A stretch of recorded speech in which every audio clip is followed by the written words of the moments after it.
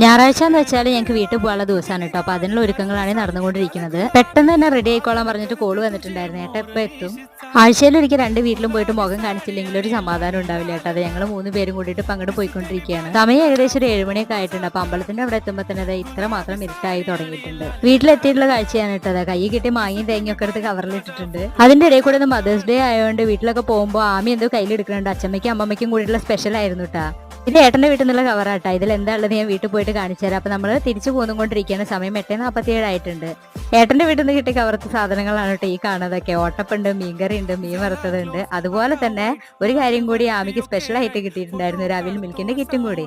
ഞങ്ങൾ എല്ലാ ഞായറാഴ്ചത്തെ യാത്രയും അതുപോലെ തന്നെ സ്പെഷ്യലാണ് ഇപ്പൊ ഈ കണ്ടതിട്ടാ.